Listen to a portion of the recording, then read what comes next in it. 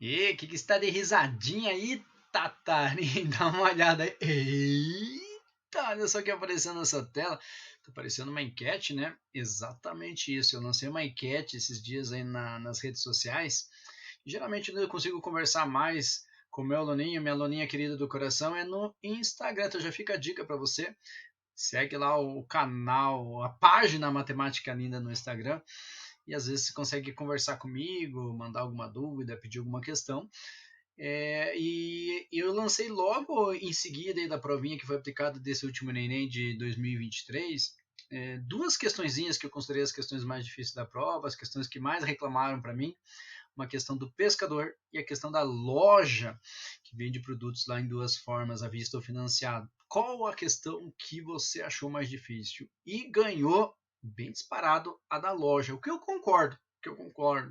Acho que tem um conhecimento aí apurado de matemática financeira. Geralmente no Enem as questões de matemática financeira dão um certo trabalho. Aquela questão do pescador, até deixa eu mostrar aqui maior para você. Ó. Essa aqui é a questão do pescador. Essa questão aqui é uma questão que envolve sim, conhecimento de funções e tinha um pouquinho de porcentagem ali, mas algo razoável de porcentagem. Mas se você faz da forma tradicional, isso aqui demanda muito tempo. Então eu vou fazer, é claro, da forma tradicional para você.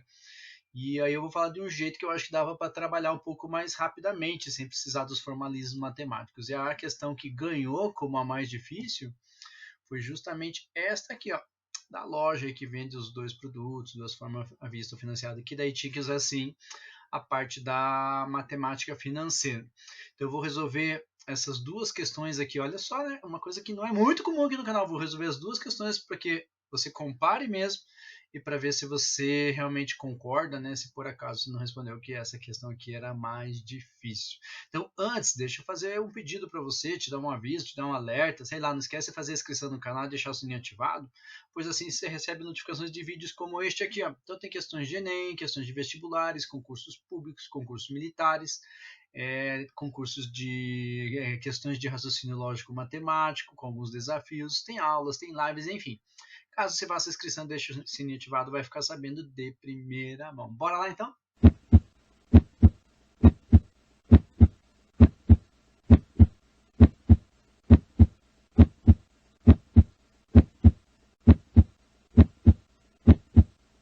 Eita, pensa numa questão trabalhosa. Na verdade, essa questão aqui exige de você conhecimento aí sobre funções.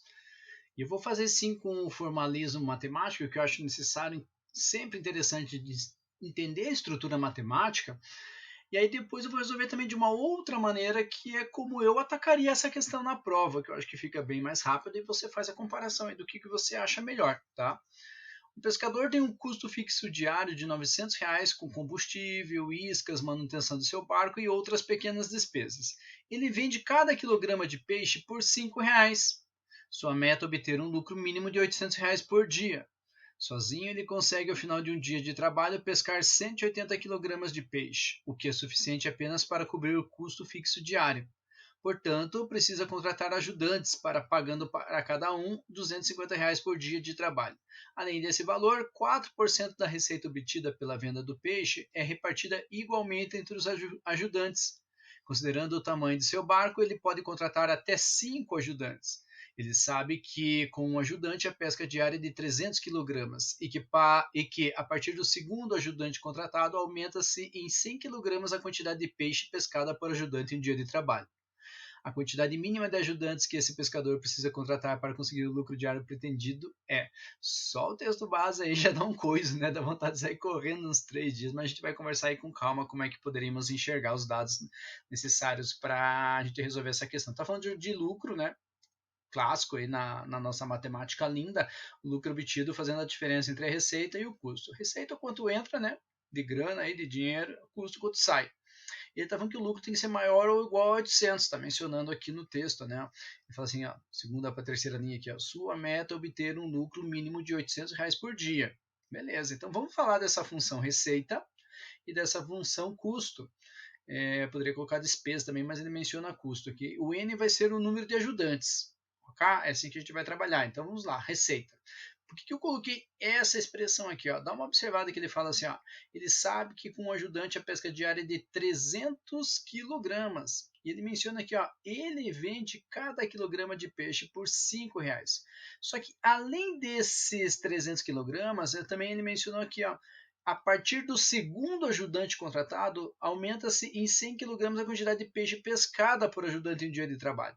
Como é que eu consigo representar por meio de uma expressão matemática esses 100 kg a partir do segundo ajudante? Eu não devo considerar o primeiro, por isso que eu fiz aqui, ó, 100 vezes n menos 1.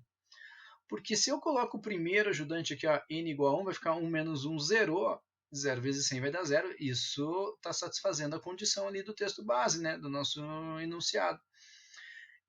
Agora, se eu coloco a partir do segundo ajudante, por exemplo, n igual a 2, aqui, ó, 2 menos 1 é 1, 1 vezes 100, deu boa, né? Então, a partir do segundo ajudante, que aumenta-se em 100 kg a quantidade de peixe.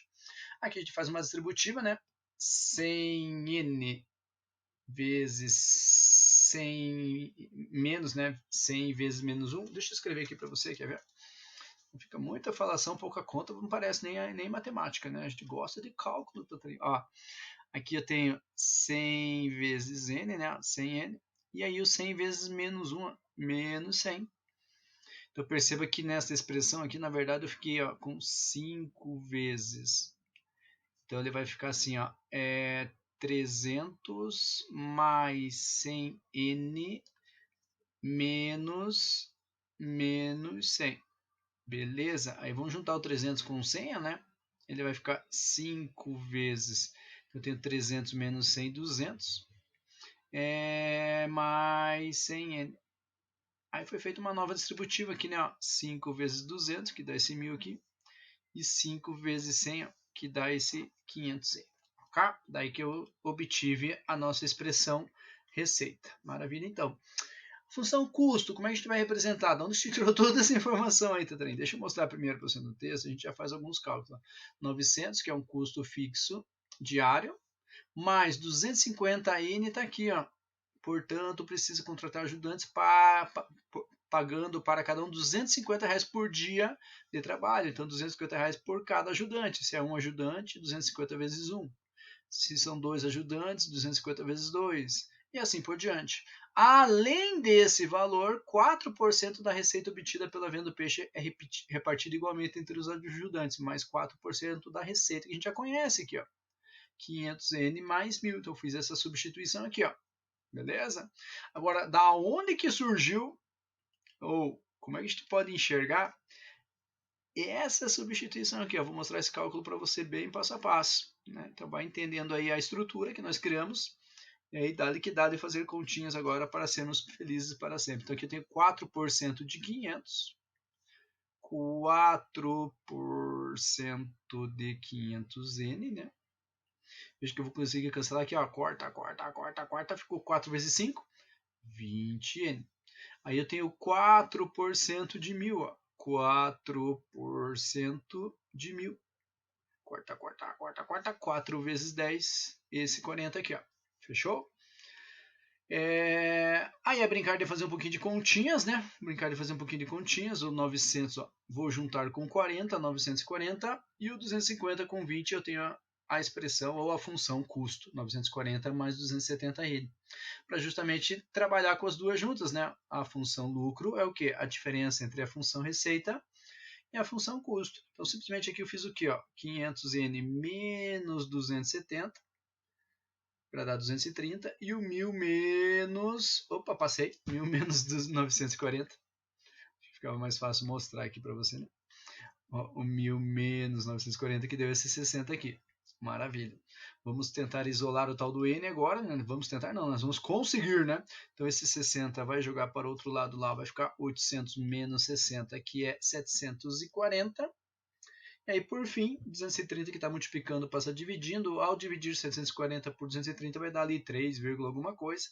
Ou seja, n tem que ser maior ou igual a 3,2 alguma coisa. Ou seja, para satisfazer isso aí, a quantidade mínima de ajudantes tem que ser o quê? 4. Alternativa correta, letra D. Então, claro que ela deu bastante trabalho. Claro que o texto base aí exigia da gente uma boa capacidade de interpretação e representar aí, né, matematicamente de uma maneira correta. E essa é a maneira mais formal. Agora, compara essa resolução com a outra aqui que eu vou propor para você. Ó. Então, dá uma olhadinha aqui, ó. Uma tabelinha que eu vou criar jogando valores. Qual que é a minha sugestão quando tiver uma questão como essa que você já percebeu que vai dar muito trabalho? Não que você vai atribuir isso como uma referência única, mas se você perceber ali nas alternativas, nós temos 1, 2, 3, 4, 5. Então eu começaria por tentativa pelo 3. Claro que a gente sabendo a resposta, né?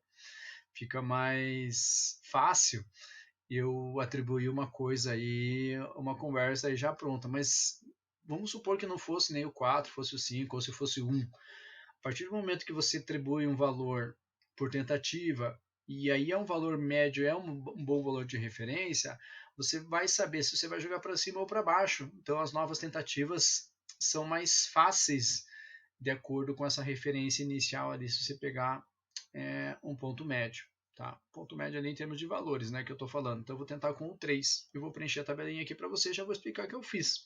É claro que aqui eu tenho as funções, mas vamos olhar para o texto, né, sem pensar nas funções. Então se eu estou falando de 3 ajudantes, nós temos aqui, ó, que a partir do segundo ajudante, deixa eu ver se eu consigo fazer sem escrever para você, senão a gente vai escrevendo. A partir do segundo ajudante contratado, então se eu estou falando de 3 ajudantes, o primeiro não contabiliza, o segundo contabiliza e o terceiro contabiliza. Então, nós estamos falando de 2 aqui para fazer cálculos. Aumenta-se em 100 kg. Então, veja que aumenta-se em 100 kg, eu teria um 100 vezes 2. Um 100 vezes 2 aqui na expressão. E veja que dá boa, porque nós estamos falando de um n igual a 3, né? E 3 menos 1 é justamente 2. Aí não esquece que esse mais esse 300, que já estava mencionado no nosso texto base, né? Ele sabe que com um ajudante a pesca diária é de 300 kg, né? 300 kg mais o acréscimo ali dos outros 2 ajudantes. Então veja que isso aqui, ó, 100 vezes 2 vai dar 200, mais esse 300 é 500. Então, na verdade, tem um 5 vezes 500, por isso esse 2.500 aqui nessa coluna da tabela. E aí, para a função custo, veja que nós estamos falando de 3 ajudantes, então eu vou colocar um 3 no lugar do n aqui, ó, eu vou ter 250 vezes 3, 750. Então eu já tenho 900 mais 750 mais alguma coisa. Daí nós temos 4% da receita. Então veja, se essa receita é de 2.500, esse é o nosso 100%, muito fácil é você calcular 10%. 10% é a décima parte, né? Então ficaria o quê? 10%, 250. E muito fácil também seria calcular 1%. Isso que a gente faz fácil, né? 25. Mas como eu quero 4%, 4% é esse 1% aqui vezes 4. Ou seja, eu pego esse 25 aqui também vezes 4, nós vamos ter um 100, então mais 100. Por isso, 900 mais 750 mais 100, 1.750.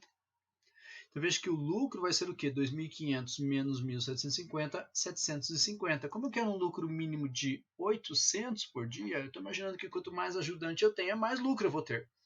Então minha tentativa na hora da prova seria para o próximo n igual a 4. E aí você conseguiria talvez fazer de uma maneira um pouco mais rápida, né, usando não tanto os formalismos matemáticos, usando mais raciocínio lógico, que talvez fosse até o propósito da questão, é claro.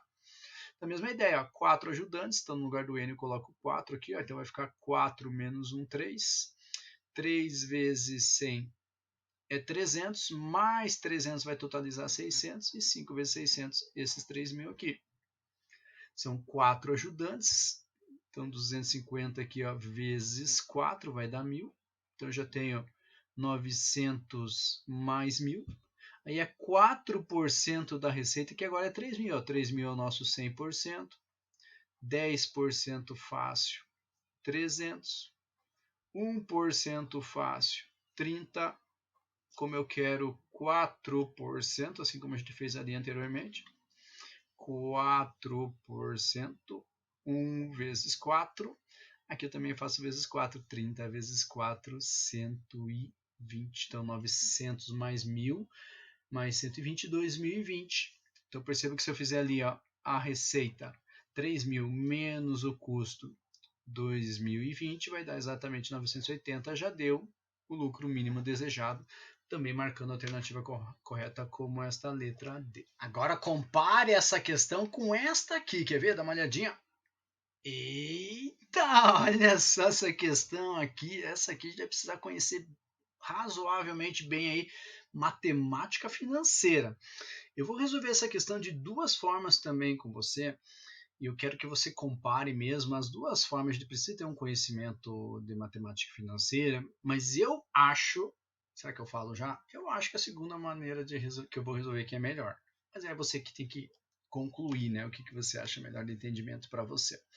Uma loja vende seus produtos de duas formas: à vista ou financiado em 3 parcelas mensais iguais. Para definir o valor dessas parcelas nas vendas financiadas, a loja aumenta em 20% o valor do produto à vista e divide esse novo valor por 3.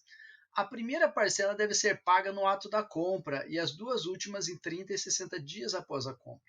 O cliente da loja decidiu comprar de forma financiada um produto cujo valor à vista é de R$ 1.500. Utilize 5,29 como aproximação para a raiz quadrada de 28. A taxa mensal de juros compostos praticada nesse financiamento é de. Escutei assim, coisa do tipo, e o que eu ia fazer com esse raiz quadrada de 28? Bom, se os caras colocaram aqui, é porque de alguma maneira vai aparecer um raiz quadrada de 28, né? Fica uma dica aí para você. Então, assim, quando a gente fala de matemática financeira, eu sempre falo assim, pensa numa linha do tempo, uma coisa que eu tenho hoje, se eu aplicar um certo juro ou juros, vai ter um certo rendimento. E se eu juntar o que eu tenho hoje, que a gente chama de capital, com o rendimento, vai me dar um montante.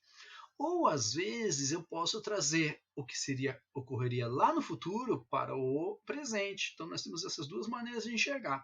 De qualquer maneira, o primeiro ataque que eu vou fazer aqui, ó, que ele menciona que para definir o valor das parcelas financiadas, ó, e a loja aumenta em 20% o valor do produto.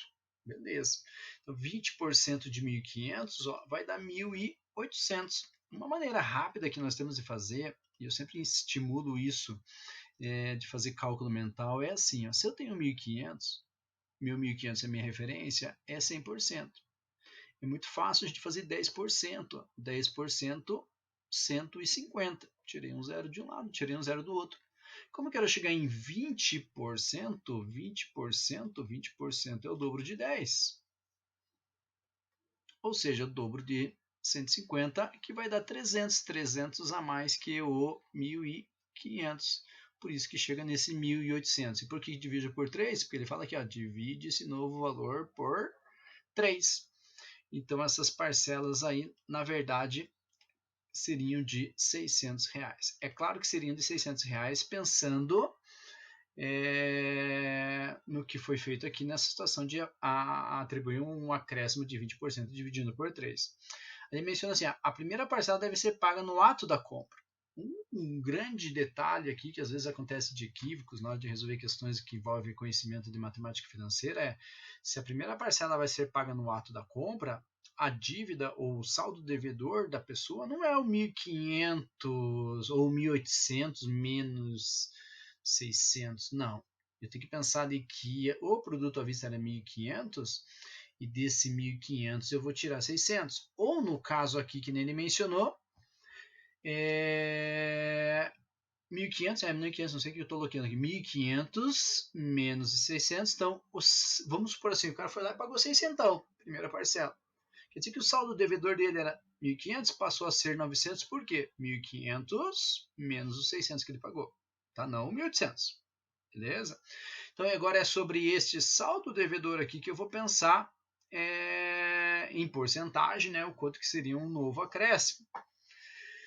Qual que é a ideia, né? Então, para a gente pensar lá, você pode até pensar na formulazinha de matemática financeira, mas nem precisava, você podia pensar simplesmente em porcentagem aqui, porque veja, quando eu tenho lá a formulazinha de matemática financeira juros compostos, eu tenho isso aqui, o montante é igual ao capital vezes 1 mais i.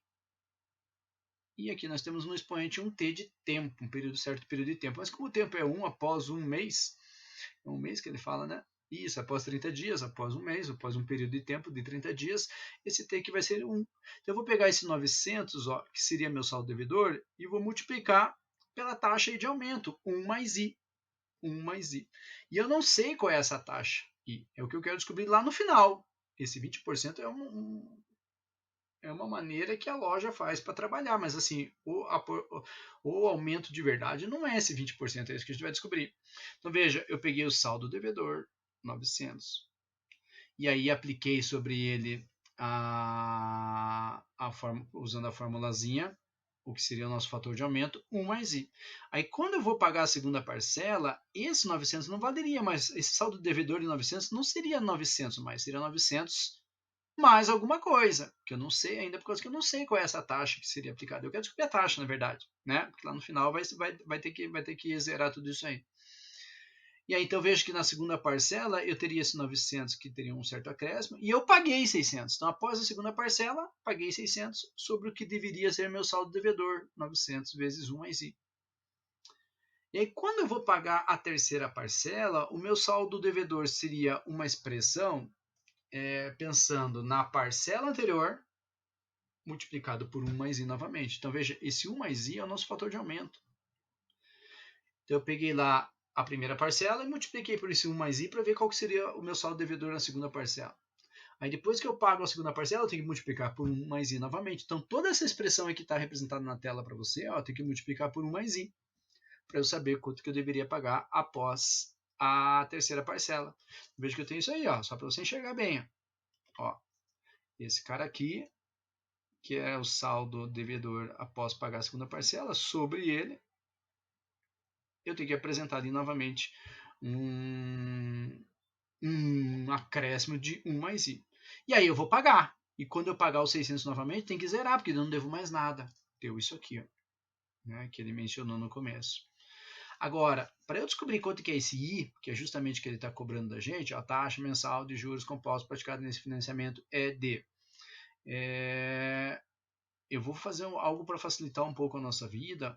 Eu quero que você enxergue, para a gente não sofrer muito, isso aqui, ó, que está aparecendo duas vezes, eu vou dar um outro nome para ele. E eu vou dar um nome muito famoso na matemática. Vou chamar ele de x. Vou chamar aquele de x.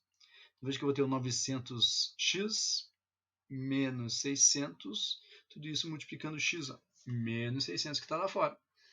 Beleza, então. E aí você vai ver que a gente vai brincar de fazer continhas e vai chegar numa equaçãozinha do segundo grau. Se você não enxergou fácil ali, ó, então veja que eu tenho 900x vezes x. Ó, 900x ao quadrado. Aí tenho esse menos 600 vezes x, está aqui, ó, e o menos 600 sozinho ali fora. E para simplificar um pouquinho a nossa vida, né, porque já está trabalhoso o suficiente, faz um corta-corta de zeros aqui, ó, que é a mesma coisa se eu estivesse pegando toda essa equação aqui dividindo por 100. E além disso fica 9, 6 e 6 que eu posso dividir por 3 para simplificar um pouquinho mais, logo ficando com 3x ao quadrado menos 2x menos 2 igual a zero. Aí se eu brincar de Bhaskara, eu consigo descobrir esse valor de x ali, e aí eu consigo resolver a questão. Então lembrando, né, para calcular usando a formulazinha de Bhaskara, mesmo que não seja de Bhaskara, x igual a menos b, o b é menos 2, por isso que o menos com menos ficou mais 2, mais ou menos raiz quadrada do delta, que é discriminante, 2 vezes a, que é o 3 ali, né, por isso que ficou 2 vezes 3, 6. O delta para calcular, não esquece, ó, b ao quadrado menos 4ac. Então, o b aqui é menos 2 ao quadrado, menos 4 vezes a, que é 3, vezes c, que é menos 2. Então, o delta aqui vai dar 4, menos com menos mais 24, por isso que nós temos aqui, ó, 28. E aí nós temos que ter um cuidado, né? Porque olha só o que apareceu na nossa vida, nunca é à toa, né? Nunca é à toa. Raiz quadrada de 28 é para usar o quê? 5,29. Como a gente está falando de uma taxa de aumento, né, eu não posso trabalhar com 2 menos 5,29, então eu vou trabalhar só com 2 mais 5,29, né? Uma taxa de aumento, senão esse cara ia ficar negativo.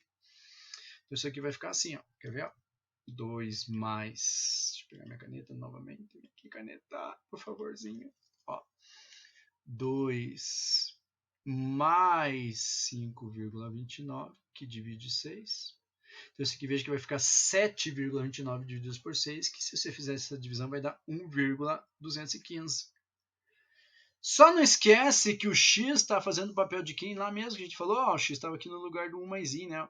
Do lugar do 1 mais i. Então, esse x aqui é 1 mais i. Então, 1 mais i que vai ser 1,215. Logo, i, joga 1 para o outro lado lá, vai ficar 0,215. Em porcentagem, né, nós multiplicamos isso aqui por 100, tendo, portanto, 21,5%, que é o que está na letra D. E olha, claro que dava um pouco de trabalho, não, dava bastante trabalho, né? Tinha que ter um pensar aí bacana em relação à matemática financeira. E isso é uma maneira que nós tínhamos que, caminhando pela linha do tempo, que eu chamo de linha do tempo, para o futuro. Mas nós podemos trazer o futuro para o momento presente também. Então, compara essa resolução que eu fiz com você com a próxima. Quer ver? Ó? Vamos pensar assim. Já conversamos sobre isso, né? Então, veja que esse 1.500 aí, ó, então vamos supor, nós temos 3 parcelas de 600. Só que veja, se eu fosse pagar tudo à vista, seria 1.500, concorda comigo? Tá ali para você. Agora, se eu pegar 600 mais 600 mais 600, não vai ser 1.500, né? Hello! Não vai ser 1.500. Agora, como é que eu faço 600 mais 600 mais 600 ser 1.500? Então, do mesmo jeito que a gente fez, ó, vamos pensar assim, ó, montante é igual ao capital vezes, é como se fosse isso aqui, ó, o valor lá no futuro vai ser o valor aqui no presente, vezes 1 mais i elevado ao tempo.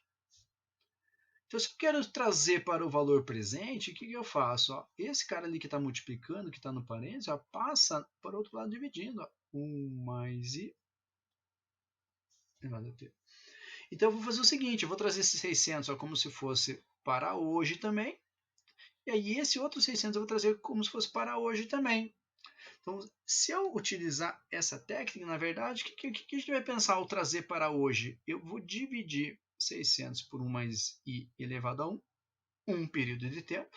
E esse outro segundo 600 aqui, eu vou dividir por 1 mais i ao quadrado, que eu estou trazendo 2 períodos de tempo com antecedência. Então, qual que é a ideia? Eu vou pegar o que seria o valor pago no ato da compra, mais o valor que seria pago daqui a 30 dias, ó, e trazendo para hoje. É por isso que eu estou dividindo por 1 mais i elevado a 1, ó, mais o valor que seria pago daqui a 60 dias e trazendo para hoje. Por isso que tem 1 mais i ao quadrado, 2 períodos de dias para dar o 1.500.